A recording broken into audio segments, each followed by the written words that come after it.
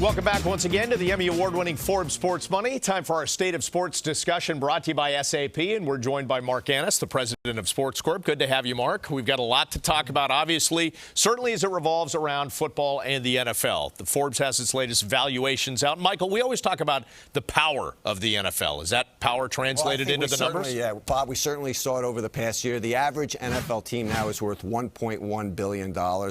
Operating income averaged $41 million per team. That's $10 million, guys, over last year. Shows you how this new collective bargaining agreement is having a positive impact on the league. Dallas Cowboys, #1, first American sports franchise to be worth more than $2 billion, worth $2.1 billion. $80 million, in excess of $80 million, actually, the Cowboys had in sponsorship revenue from their stadium. That's more than $20 million than the #2 team. Marc, Michael is clearly excited by throwing out some of those numbers. Are you as excited by these valuations? Well, it's hard to get as excited as Michael.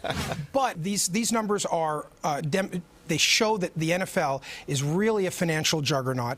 Fans are interested in it in ways that exceed anybody's expectations in previous years, and the NFL has found ways to monetize that interest and excitement by fans. So these are serious numbers. It's probably the best managed sports league on the planet, and these numbers demonstrate that. Monetize, is that like making money? Okay.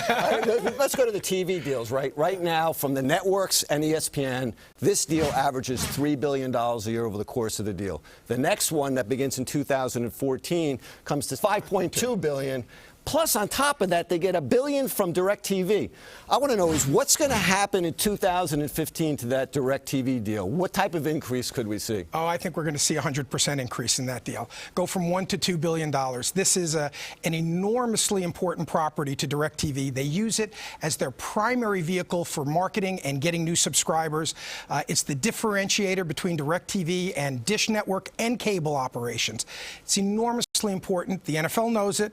The NFL is not shy about presenting a bill when it provides that kind of service. But if you're a DirecTV subscriber, you saw the price of the NFL Sunday Ticket and the Red Zone channel go down this year. Are they making money on it? Is it a big loss for DirecTV, or how does that monetize itself with DirecTV? If the analysis was simply how much are they getting in subscriber revenues versus how much they're paying the NFL, you'd consider it a loss. But what DirecTV does is it gets new subscribers because it has the NFL Sunday Ticket. Millions upon millions of subscribers have DirecTV that would not if they did not have the NFL Sunday Ticket as an exclusive. And each of those subscribers on the value of the company is worth in the neighborhood of $25,000 each to the value of the whole company. It's a great deal for DirecTV. It differentiated them. There was a time when DirecTV and Dish were very close to each other. They got the NFL Sunday Ticket package on an exclusive basis. Now you've got DirecTV in the 24, 25 million range of subscribers, and Dish is still in the single-digit millions of subscribers. It became the differentiator for them. You know, the new stadiums are great. We've seen it with the Jets and Giants and the Cowboys. Brings in a lot of revenue. But TV is still the main driver here. If you look at the NBC Sunday night package for the NFL, advertising for a 30-second spot is going to $545,000. That's the highest rated spot, the costliest spot on broadcast television. It used to be where you got the rights to the NFL as kind of a loss leader. Right. Now they're making profits from the advertising. Is this the ratings, the demographics? What's driving this? Well, it's a combination. First, the broadcast market is so segmented now that it's very hard to find any kind of programming that consistently brings in large numbers of people on a regular basis.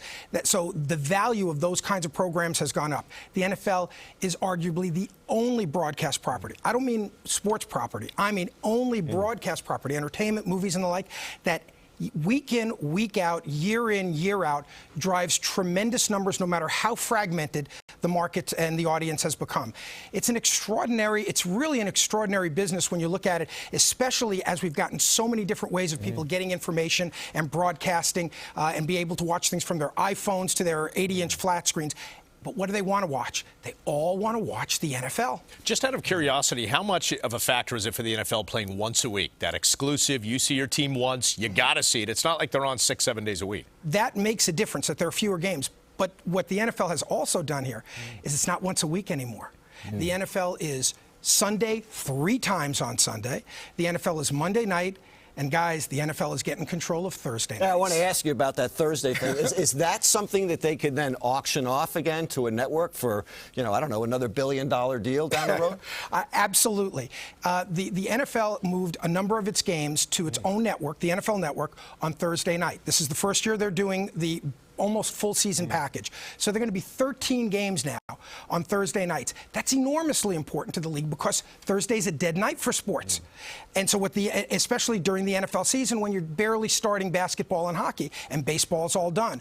So by doing that, they want to own Thursday nights now.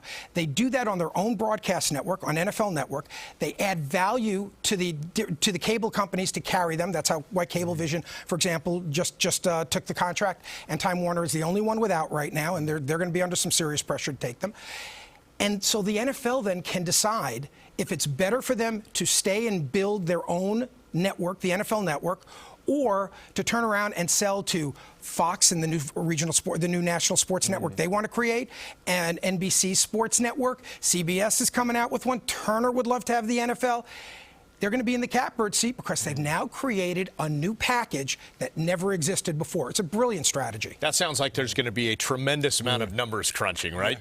Oh, numbers crunching, analysis, and a lot of cajoling, because when push comes to shove, you're going to have the big guys trying to get Roger Goodell and trying to get Bob Kraft and Jerry Jones to say, you should be with us. And we're not talking about just the presidents of divisions. You're going to have, the Brian Roberts of the world out there, and the Rupert Murdochs and Chase Carey. Okay, looking at it from that perspective, I'm a possible buyer of a team, right? And I'm looking, the average team's worth $1.1 billion, operating income $41 million, 4% approximately pre-tax return on capital. Given the perspective, the possibilities of growth, is that a good possible return, or will that operating income increase over the next few years? First thing is, if you're about to buy an NFL, with me, don't worry about it. And then we need to talk after the show. You don't buy an NFL team because you think it's going to be the best economic return for your money. In many cases, it has happened that it's been an unbelievable economic return. Look at Jerry Jones and the Cowboys. But that's not the team. Football, you love sports, and this is the pinnacle, the top of the top. And so if you've got the financial resources, that's why you buy it. It's a lifestyle decision as well as an economic decision.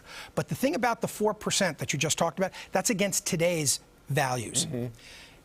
As the league takes in more revenue, as you go from $9.2 billion in gross to $14 billion in maybe 6 or 7 years, you still have, if you have the same margin percentage, right, your actual profit has now gone up very significantly. So what was 4% may now be 8% in 7 years. And your asset value has gone up as well, because now you can, if you're going to sell it at the same 4% rate, you can sell it for a higher price. So the answer is yes, it's a good investment for the right type of buyer, and you have to buy it the right way as well. And by the way, as I said, all those numbers go up and the owners get better. The players also get get a big chunk of that money too. So as Roger Goodell moves the league from 9.2 to 14 billion and beyond, the players get really healthy as well.